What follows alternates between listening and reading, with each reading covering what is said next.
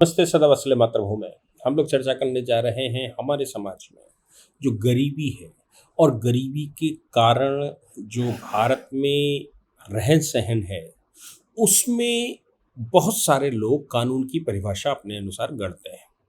ऐसा ही एक case honourable Mumbai high court में आया और हाई कोर्ट ने परिभाषित किया। मामला समझने की कोशिश करते हैं।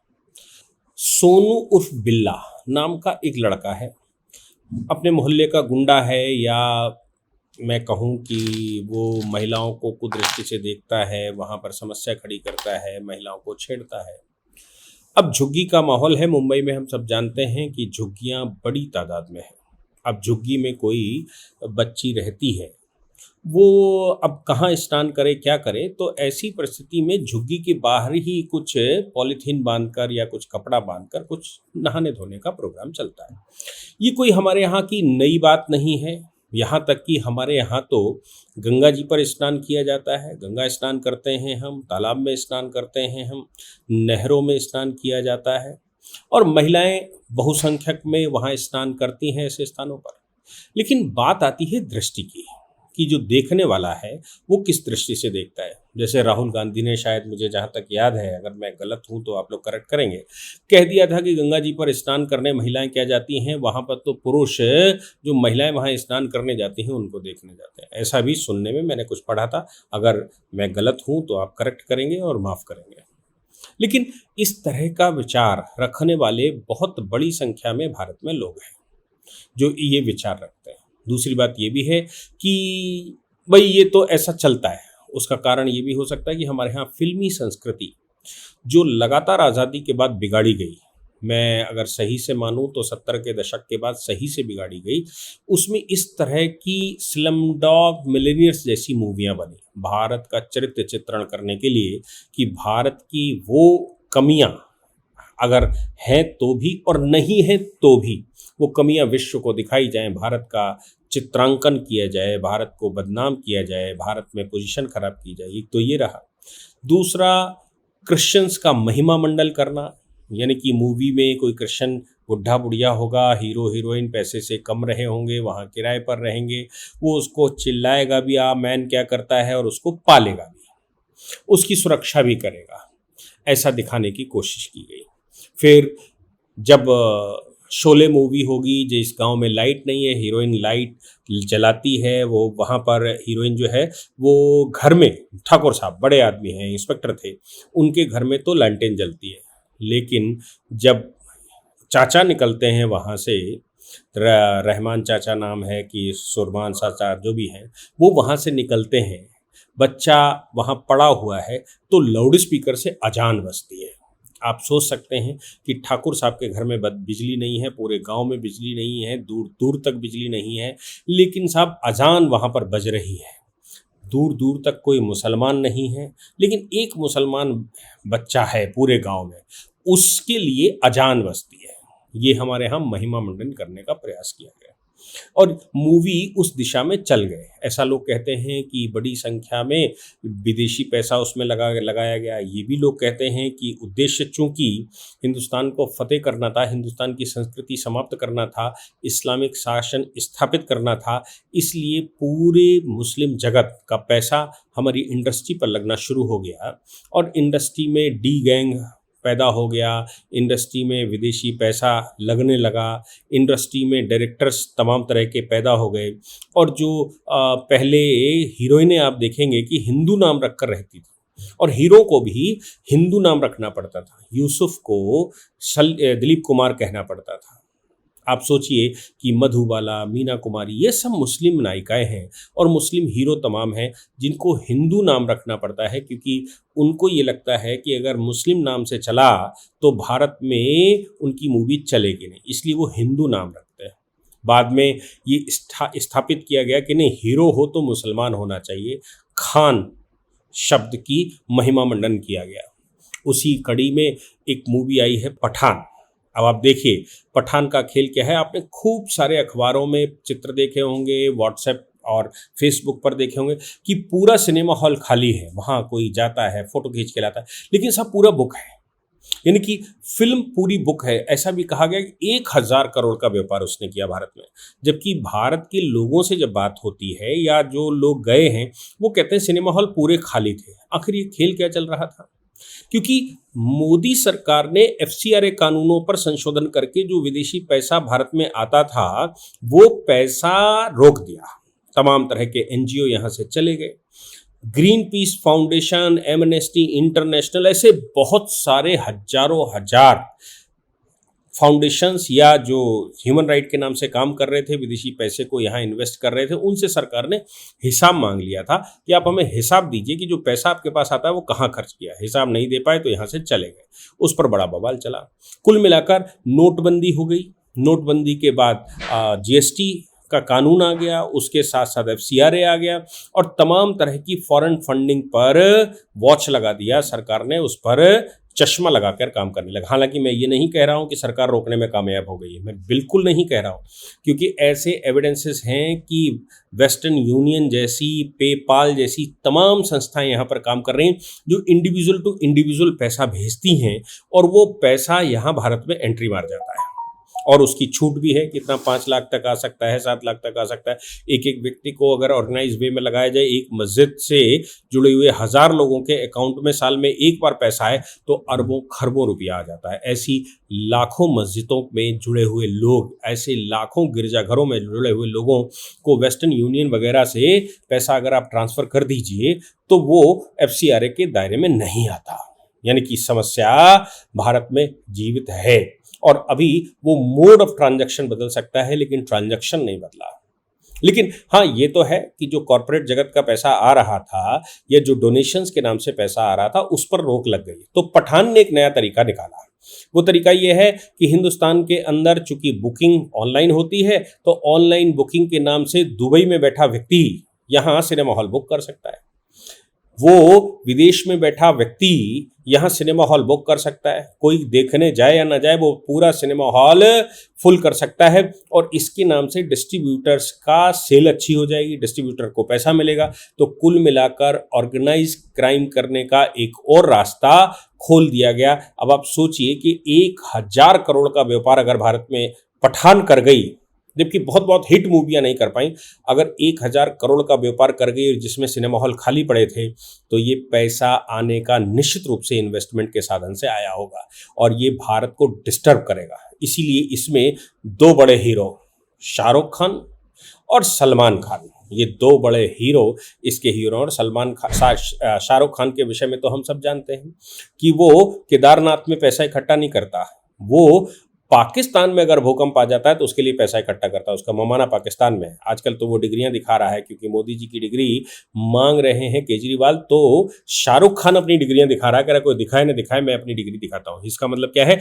वो सरकार को सीधा चैलेंज कर रहा है।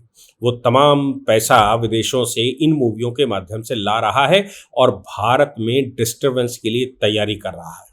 इसको दूसरे शब्दों में कहा जा सकता है कि जिहाद के रास्ते पर, जिहादी रास्ते पर चल पड़ना या उसके संकेत इसमें मिल रहे हैं। ये भारत में पैसा आने का तमाम साधन रहा है। अब इन मूवियों में यही दिखाया गया। ये जो मूवियाँ इस तरह की बनती हैं कि लड़की कैसे छेड़ी जाती है, कैसे प्यार किया जाता है, कैसे उसको फंसाया जाता है, इसकी ट्रेनिंग सेंटर बन चुके हैं भारत की मूवियाँ। चलते हुए क्या प्रैक्टिकली संभव है कि चलते हुए किसी लड़की पर आप कमेंट कर दें? लेकिन मूवियों में दिखाया जा रहा है, वो मूवियाँ चल रही हैं और यूथ, हर युग में, जब मैं यूथ था तब भी और आज, हर युग में यूथ के अट्रैक्शन का ये साधन रहता है, इस तरह की मूवियाँ। और वो जब देखता है, माहौल देखता है, तो उसकी हिम्मत भी पड़ती है। स्कूलों में, कॉलेजों में, मंदिरों में मतलब ऐसे स्थान जहाँ पर लोग पूजा पाठ के पर्पज से आते हैं, सात्विक भावना से आते हैं, कुछ ऐसे अनवांटेड एलिमेंट जो कि दिन में तो टोपी पहनते हैं लेकिन वहाँ पर कलावा बांधकर पहुँच जाते हैं। ऐसा भी बहुत कुछ है जो हिम्मत बनाता है, जो उनको तमाम तरह के आइडियाज़ देता है। ऐसा ही एक केस आया ऑनरेबल मुंबई हाई कोर्ट में। मामला सोनू बनाम स्टेट ऑफ महाराष्ट्र था।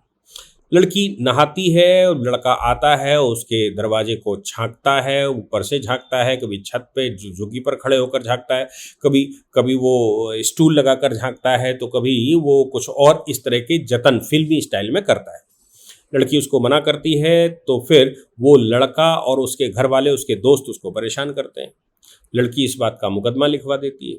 मुकदमे में इन्वेस्टिगेशन के दौरान धारा 354 और पॉक्सो एक्ट सिद्ध होता है, यानी कि छोटी अदालत उसको धारा 354 मोडेस्टी भंग, जार कर्म, या मैं जार कर्म ना कहा जाए, मोडेस्टी भंग का मुकदमा लगाती है, शील भंग जिसको कहते हैं। शील भंग का मुकदमा पुलिस लिखती है और लड़के को गिरफ्तार करती है। लड़का हाईकोर्ट पहुंचता है और ये कहता है कि साहब ये तो झुग्गी में नहाती हैं, वैसे ही इनका आधा पर्दा खुला रहता है और आधा पर्दा खुले रहने पर इनकी धोती फटी हुई उसमें लटकी होती है, अंदर सब दिखता है, मैं क्या करूं। इसलिए ये मेरा अपराध नहीं, ये तो इनका अपराध है कि ये अंदर बंद कमरे में क्यों नहीं नहाती, ये बाथरूम को बंद चारों ओर से क्यों नहीं करती, कवर क्यों नहीं करती, ये इसका दोष है। ये वो लड़का कहता है उसका दोष नहीं है। अब आप सोचिए कि किस तरह की मानसिकता। कहता है दिख रहा है तो देखते हैं, और आंख चली जाती है। पॉक्सो का केस लगा, ऑनरेबल हाईकोर्ट ने पॉक्सो के केस को तो वहाँ क्वेश कर दिया, ये कहते हुए कि लड़की ये नहीं सिद्ध कर पा रही है, या प्रोसिक्यूशन ये नहीं सिद्ध कर पा रहा है कि लड़की की आयु 18 वर्ष से कम है, यानी कि लड़की संभव है कि 18 वर्ष से ऊपर की हो। इसलिए चूंकि सिद्ध नहीं कर पा रहा है प्रोसिक्यूशन कि उसकी एज 18 वर्ष से नीचे है, इसलिए पॉक्सो हटा दिया जाता है, क्योंकि डाउट है, डाउट का लाभ लड़के को दिया जाता है। लेकिन हाई कोर्ट साथ में ये कह रहा है कि सेक्शन 354 शील भंग का तो केस लगता ही है, क्योंकि किसी की भी प्राइवेसी उसका फंडामेंटल राइट है। अगर वो गंगा जी, या अगर वो कहीं तालाब में भी स्नान कर रही हो, कहीं बिल्कुल बिना पर्दे के भी स्नान कर रही हो, तो भी प्रिवेसी उसका अधिकार है, तुमको उसको देखने का अधिकार नहीं है। और अगर तुम इस गलत भावना के उद्देश्य से उसको देखते हो या छेड़ते हो, तो ऐसी परिस्थिति में तुम उसकी मॉडेस्टी भंग के दोषी हो। लड़के से उन्होंने कहा, वो आरोप ये लगाए कि देख देख कर तमाम तरह के कमेंट करता है, मेरे कपड़े लित्ते पर कमेंट करता है, मुझे झांकता है, मेरे बदन पर को देखकर तमाम तरह के कमेंट करता है और बताता है, झांकता है, होल में से देखता है, पड़ोस से देखता है, और चूंकि मोहल्ले का गुंडा है इसलिए कोई इससे कुछ कह नहीं पाता है, तो मुकदमा मैं लिखवाने आई हूँ। कोर्ट ने कहा कि किसी भी प्रकार से आप अगर बिना बाथरूम के भी कोई स्नान कर रहा हो, कोई पेड़ के पीछे से कपड़े बदल रहा हो, कोई इस तरह के माहौल में हो, परिस्थितियां उसकी सहयोग न कर रही हों, और ऐसी परिस्थिति में जानबूझकर उसको छेड़ना, जानबूझकर उसको देखना धारा 354 का अपराध बनता है, और ये मॉडेस्टी भंग है। इसलिए उसको, लड़के को जेल की सजा दी गई, जेल का आदेश दिया हाई कोर्ट ने, और साथ में उस पर जुर्माना लगाया। और कोर्ट ने कहा कि ये भारतीय समाज की सभ्यता नहीं है। मैं कोर्ट से भी, या मैं एक आग्रह करना चाहता हूँ, क्यों नहीं इस प्रकार की जो मूवियों में दिखाया जाता है कि जबरन लड़का देख रहा है, झांक रहा है, झुग्गी में लड़की नहा रही है, तालाब में नहा रही है, उसकी फोटोग्राफ्स निकाल रहा है फिल्मों में, उसको झांक झांक कर देख रहा है, तो क्यों नहीं फिल्मी डायरेक्टर जिसने ये डायरेक्शन दिया है और जो ये सीन रिकॉर्ड कर रहा है, उसके खिलाफ भी इस प्रकार के मॉडेस्टी भंग का मुकदमा लिखा जाता है। क्योंकि क्रिमिनल केस की खास बात यह है कि क्रिमिनल केस में विक्टिम मुकदमा लिखा ये आवश्यक नहीं है। क्रिमिनल का मतलब होता है राज्य के खिलाफ अपराध, और राज्य के खिलाफ अपराध का मतलब होता है आप विक्टिम कहे या ना कहे, यानी कि किसी को मार दिया, मृत्यु पड़ा है, अब कह रहे हैं कि साहब मुकदमा लिखवाए, मृतक का कोई रिश्तेदार नहीं, नातेदार नहीं, कोई जानने वाला नहीं, तो क्या मृतक अगर मुकदमा नहीं लिखवाता या नहीं लिखवा सकता, तो क्या ये मर्डर नहीं है? सरकार उस पर मुकदमा लिखती है और सरकार उसके स्थान पर खड़ी होती है। ऐसा ही मूवियों के मामले में भी, जो ये माहौल खराब करने का प्रयास कर रहे हैं, तमाम तरह के OTT प्लेटफॉर्म पर इस प्रकार की मूवियां दिखाई जा रही हैं, जिसमें ये दर्शाता हो कि नहीं, भले ही वो बाद में प्यार मोहब्बत दिखाने लगते हैं, लेकिन लड़का अगर अतिवाद कर रहा हो तो ये तो ऑटोमेटिक मुकदमा डायरेक्टर के खिलाफ बनता है, ये तो ऑटोमेटिक मुकदमा प्रोड्यूसर के खिलाफ बनता है, उन एक्टर्स के खिलाफ बनता है, वो स्क्रिप्ट राइटर के खिलाफ बनता है, या फिर वो जो सिनेमेटाइजेशन कर रहा है उसके खिलाफ बनता है, और जो हीरो हीरोइन इसमें काम कर रहे हैं उनके खिलाफ भी ऑटोमेटिकली ही बनता है। कोई लड़की प्राइवेसी भंग का मुकदमा न लिखाए तो क्या ये अपराध नहीं है? क्रिमिनल में तो अपराध का ठेका राज्य सरकार ने ले रखा है, विक्टिम कहे या ना कहे। तो क्यों नहीं इस तरह के केसेस में सेंसर बोर्ड ये कहता है कि ये जो दिखाया गया है, ये मॉडेस्टी भंग का 354 का मामला बनता है, ये पॉक्सो एक्ट का मामला बनता है, इसलिए इस ऐसे प्रकरण को नहीं दिखाया जा सकता, भले ही आप उसको रोमांटिक रूप से क्यों ना दिखा रहे हो, लेकिन दिखाया नहीं जा सकता, क्योंकि अगर ये हकीकत में हो जाए तो ये अपराध होगा और ये अपराध क्षम्य नहीं है, लेकिन ये हो रहा है। और उसको देख देख कर ही ओटीटी प्लेटफॉर्म्स तो आजकल बिल्कुल खुला दिखा रहे हैं। आपने पोर्न साइट बंद कर दी हैं, लेकिन ओटीटी अब नेक्स्ट टू पोर्न हो गया। ऐसा लग रहा है कि पोर्न साइट बंद करवाने का ठेका या जिम्मा ओटीटी प्लेटफॉर्म्स ने ले रखा था, क्योंकि ओटीटी प्लेटफॉर्म तभी चलेंगे जब पोर्न साइट बंद हो जाएंगी। भारत सरकार ने और कोर्ट ने ये निर्णय लिया कि हम पोर्न साइट भारत में नहीं चलने देंगे, लेकिन ओटीटी प्लेटफॉर्म तो आजकल लाइकली टू बी पोर्न ही दिखा रहे हैं। तो फिर क्या, इस पर कैसे बैन लगेगा, इसको कैसे आड़े हाथों लिया जाए, ये माहौल को कैसे सुधारा जाए। मैं लगातार कहता आया हूं कि अपराध अपने आप नहीं होता, सबसे पहले तो मस्तिष्क में उसका बोध आता है, सबसे पहले एक डिज़ाइन बनता है, और डिज़ाइन के लिए आइडियाज़ ये ओटीटी प्लेटफॉर्म या मूवियाँ देती हैं। इनका जो डिज़ाइन किया हुआ है, ये जो आइडियाज़ देते हैं तमाम तरह के अपराध करने के, ये आइडियाज़ क्यों नहीं कॉन्स्पिरेसी की कैटेगरी में आते हैं। मुझे लगता है कि इस विषय पर पूरे देश को काम करने की आवश्यकता है, तभी कुछ होगा। अन्यथा महिलाओं को, जो मजलूम महिलाएं हैं, जो बच्चियां हैं, उनके लिए उनके ऊपर इस तरह के अपराध होते हैं। ये तो एक लड़की रही होगी जिसने हिम्मत करके मुकदमा लिखवा दिया। ऐसी हजारों लाखों बच्चियां होंगी, ऐसी हजारों लाखों महिलाएं, माताएं, बहनें होंगी जिनके पास साधन नहीं है या हिम्मत नहीं है कि वो जाकर पुलिस में रिपोर्ट लिखा दें। और अगर हिम्मत होती भी है तो हमारे यहाँ की पुलिस भी कुछ कम कमाल की नहीं है। इसको ध्यान में रखते हुए मुझे लगता है आप में से कोई भी अगर एक्टिव होगा, कोई समाज सेवी संस्थान इन विषयों को अपने हाथ में ले और आगे काम करे, तो मुझे हार्दिक खुशी होगी। जय हिंद, जय भारत, वंदे मातरम।